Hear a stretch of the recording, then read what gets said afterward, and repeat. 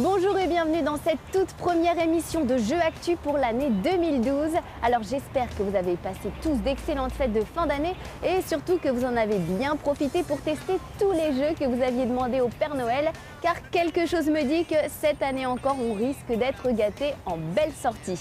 Mais avant de s'intéresser aux prochains hits du moment, eh bien cette semaine je vous propose de s'intéresser au test de Ace Combat sur 3DS, Tales of the Abyss, un jeu de rôle venu tout droit du Japon, et enfin on terminera avec Kinect Disneyland Adventures, un titre qui devrait plaire aux jeunes enfants. Bref, 3 jeux qui sont sortis en pleine période de fête. Mais avant de regarder tout ce beau programme, vous le savez, on s'intéresse tout d'abord aux news fraîches de la semaine avec Zap Actu. C'est parti.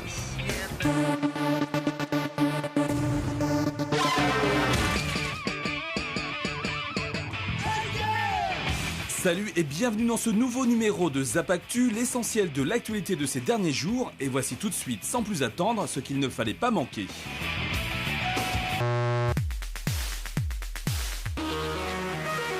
Disponible depuis le 17 décembre dernier au Japon, la PS Vita connaît quelques difficultés. En effet, si la console s'est plutôt bien vendue la première semaine, les ventes se sont rapidement tassées la semaine suivante, à tel point que certains revendeurs étaient obligés de brader le modèle 3G plus Wi-Fi.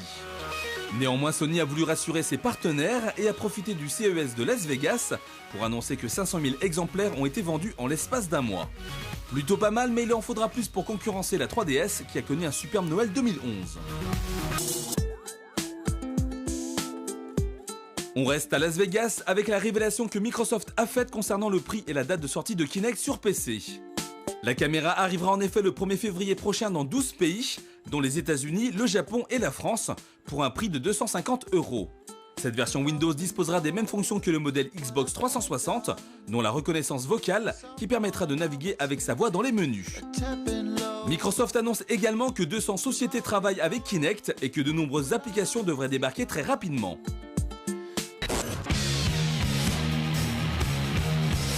Alors qu'on attend toujours que Blizzard nous dévoile la date de sortie exacte de Diablo 3 sur PC, le community manager du jeu a laissé un message sur Twitter pour confirmer l'arrivée du jeu sur Xbox 360 et PlayStation 3. Une annonce que les fans accueillent avec méfiance car les hack and slash n'ont jamais vraiment brillé sur console. Mais on peut néanmoins compter sur le savoir-faire du studio pour nous adapter ça comme des chefs.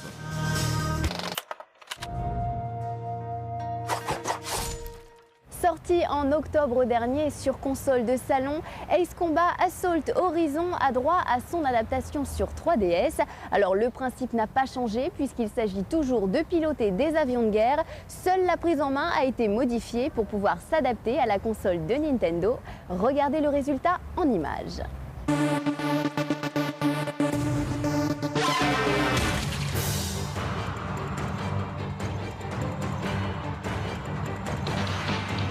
Remake très bien masqué de Ace Combat 2, Ace Combat Assault Horizon Legacy est le premier épisode de la série à arriver sur la console en relief de Nintendo. Agrémenté d'une 3D relief surtout intéressante en vue cockpit, le jeu de Project Aces a subi quelques autres retouches, notamment au niveau du gameplay. Plutôt fier de son Ace Combat Assault Horizon sur console de salon, le studio japonais a appliqué la même méthode à cette version portable. S'il est encore possible de pourchasser librement les autres chasseurs et d'éviter les tirs de missiles manuellement, il existe désormais une touche magique. En effet, le bouton Y permet désormais de se sortir d'à peu près toutes les situations.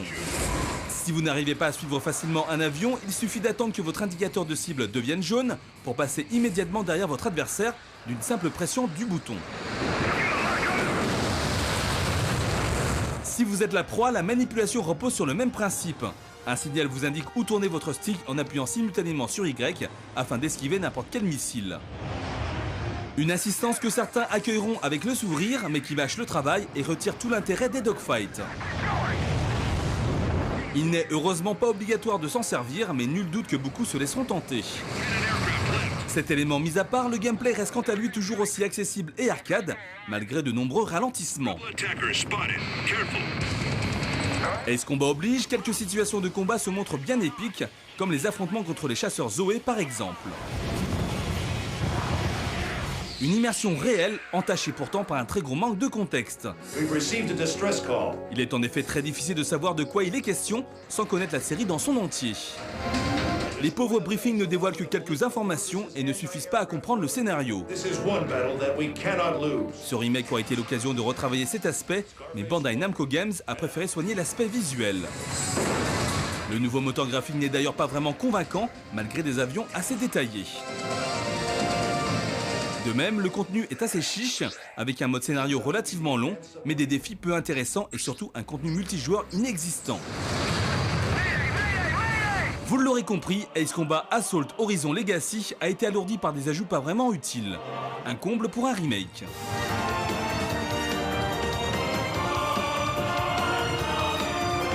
La note Jeux Actu, 11 sur 20.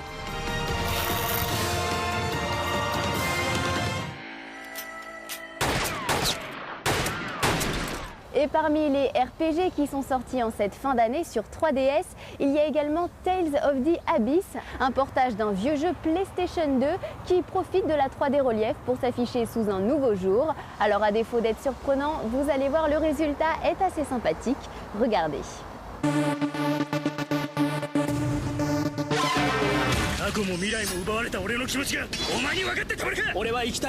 Sorti sur PlayStation 2 en 2006, Tales of the Abyss est l'un des nombreux épisodes de la série qui n'avait jamais vu le jour chez nous, en Europe. Une situation qui prend fin avec l'arrivée de ce remake sur 3DS et qui reprend point par point l'histoire originale. Vous voilà donc dans la peau de Luke, un jeune garçon qui va rapidement être confronté à une histoire qui le dépasse. Un contexte qui va l'amener à rencontrer un groupe de compagnons plutôt agréable.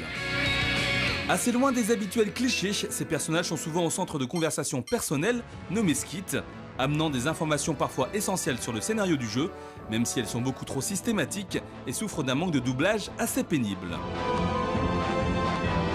Il est certes possible de les zapper, mais au risque de perdre des éléments de l'histoire.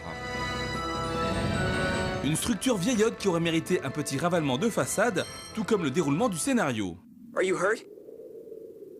No. Thanks to you all. Car il faut bien avouer que ce dernier est bien trop plat et ne décolle qu'au bout d'une vingtaine d'heures de jeu. Luke, this way. Heureusement, l'histoire tient la route et il est agréable de progresser, même si le contexte est parfois un peu trop complexe, sans raison. Why are you here? I told you not to come. Mais la grande force de ce Tales of the Abyss est sans conteste son système de combat, qui mélange habilement de l'action pure et un peu de stratégie. Car si le tout repose souvent sur du matraquage de boutons, certaines subtilités poussent à réfléchir. C'est le cas des Fields of Onon, des cercles qui apparaissent au sol après l'utilisation d'un élément. Il est alors possible de déclencher une attaque spéciale très efficace, à condition que cette dernière appartienne aussi à l'élément en question. Une idée ingénieuse que les boss exploitent eux aussi très bien. L'autre solution pour mettre tout le monde d'accord dans un combat est de se servir des Mystic Hearts, sorte de furies qui envahissent tout l'écran en causant des dégâts considérables. Cela entraîne des affrontements spectaculaires et dynamiques, mais qui souffrent malgré tout d'un manque de challenge. Un peu daté, Tales of the Abyss reste un très bon RPG qui a simplement été mal adapté. Hey, guys, hurry it up. Avec sa 3D relief inutile et son manque d'idées nouvelles pour un remake, il ne se justifie que pour son arrivée en Europe, ce qui est déjà pas mal.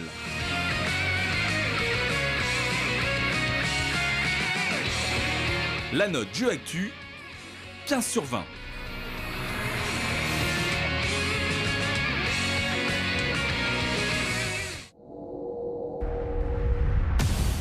Et puis on va terminer cette émission tout en légèreté avec maintenant le test de Kinect Disneyland Adventures qui va permettre aux possesseurs de Xbox 360 de ne plus quitter leur fauteuil dès qu'ils auront envie d'aller faire un petit tour chez notre ami Mickey. Et oui, en fait, le jeu est une simulation du célèbre parc d'attractions avec ses qualités mais aussi ses gros défauts. Regardez plutôt.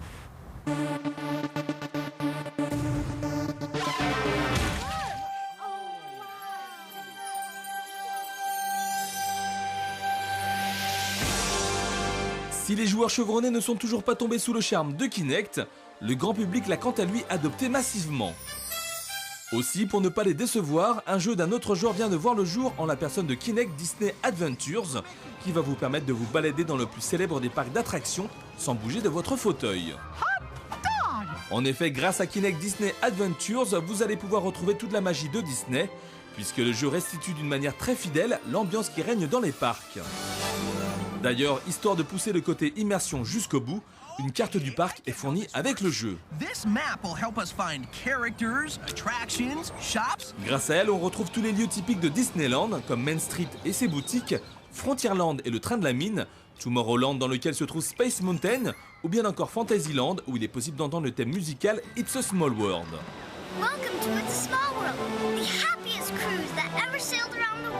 En déambulant dans les allées du parc, vous allez croiser la route des plus grands héros de Disney, Mickey, Donald, Dingo et tous les autres. L'occasion de parler avec eux, de faire des photos avec eux et pourquoi pas les serrer dans ses bras. En plus de ces petites activités qui devraient séduire les bambins, chaque protagoniste aura un objectif pour le joueur. En général, il faudra récupérer plusieurs objets à travers les allées du parc ou dans les attractions dont on pourra se servir, bien entendu.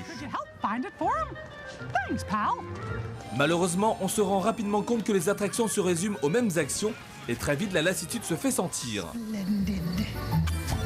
Bien sûr, les plus jeunes joueurs seront aux anges, mais étant donné que le jeu se joue entièrement sans manette, les déplacements se font donc en tendant ses bras. C'est très sympa au début, mais gare aux crampes. Idem pour les quêtes secondaires qui manquent d'imagination et qui se résument à récupérer des objets, prendre des photos, etc. Enfin bref, vous l'aurez compris, Kinect Disney Adventures est avant tout réservé aux joueurs n'ayant pas plus de 12 ans, car les autres risquent de bâiller aux corneilles.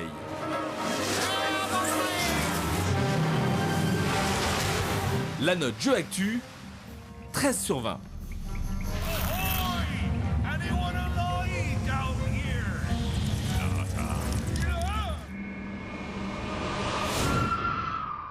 Et bien voilà, c'est déjà la fin de cette émission Jeux Actu. J'espère que vous avez passé un agréable moment en notre compagnie. Bien entendu, j'aurai l'immense plaisir de vous retrouver dès la semaine prochaine pour un nouveau programme, toujours 100% jeux vidéo. Et n'oubliez pas, si vous souhaitez obtenir toutes les dernières news en matière de jeux vidéo, eh bien je vous donne rendez-vous sur notre site jeuxactu.com ainsi que sur nos réseaux sociaux pour y gagner des jeux et tout plein d'autres cadeaux. Je compte donc sur vous, je vous embrasse. Ciao.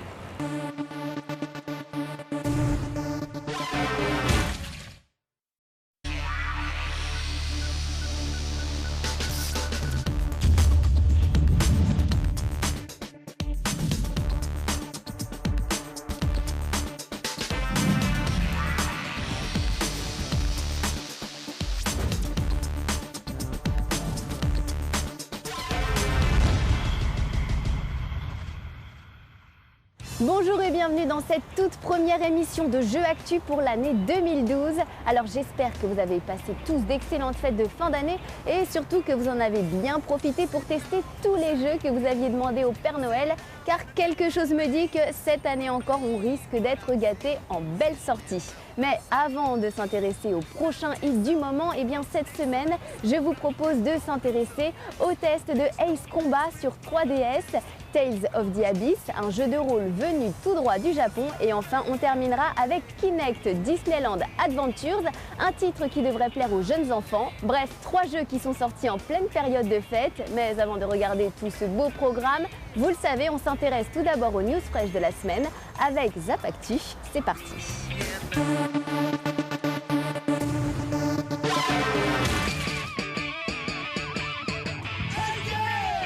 Salut et bienvenue dans ce nouveau numéro de Zap Actu, l'essentiel de l'actualité de ces derniers jours. Et voici tout de suite, sans plus attendre, ce qu'il ne fallait pas manquer.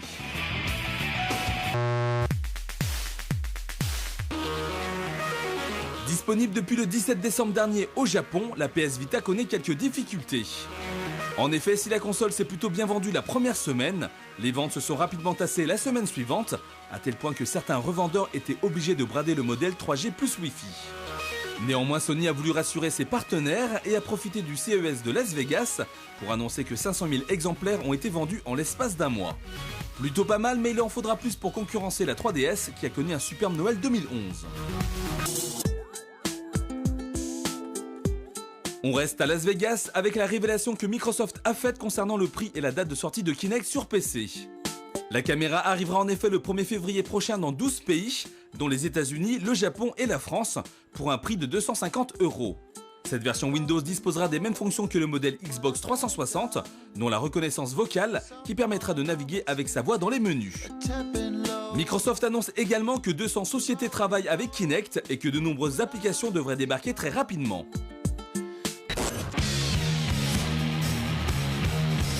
Alors qu'on attend toujours que Blizzard nous dévoile la date de sortie exacte de Diablo 3 sur PC, le community manager du jeu a laissé un message sur Twitter pour confirmer l'arrivée du jeu sur Xbox 360 et PlayStation 3.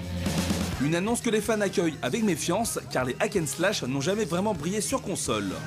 Mais on peut néanmoins compter sur le savoir-faire du studio pour nous adapter ça comme des chefs.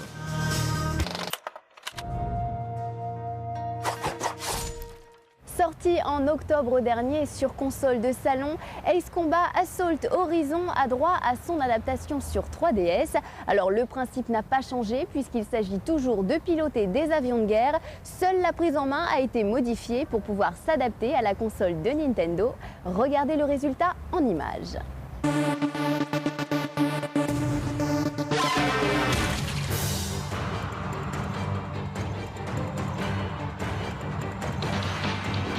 Remake très bien masqué de Ace Combat 2, Ace Combat Assault Horizon Legacy est le premier épisode de la série à arriver sur la console en relief de Nintendo.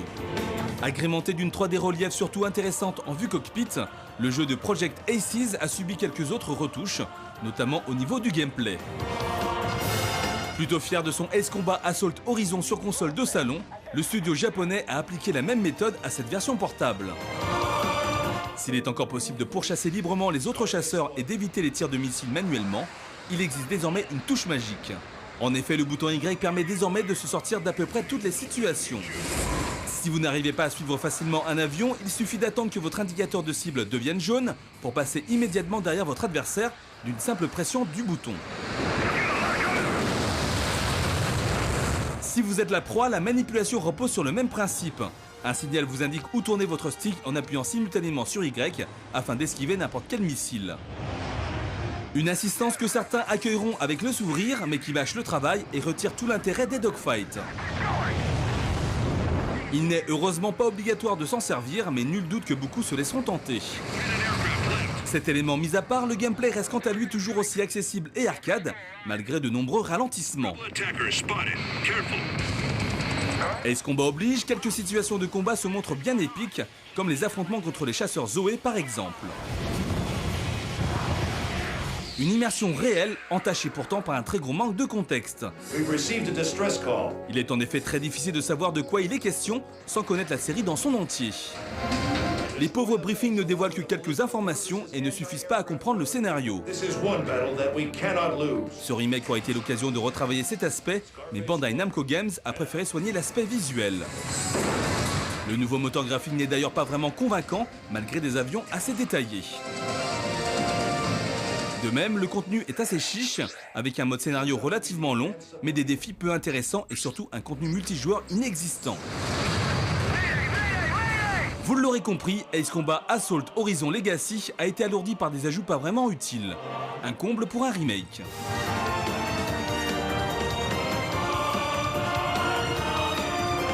La note Jeux Actu, 11 sur 20.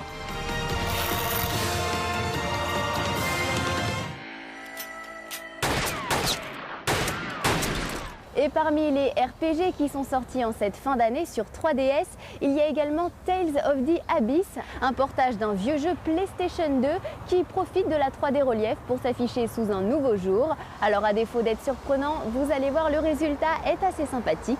Regardez.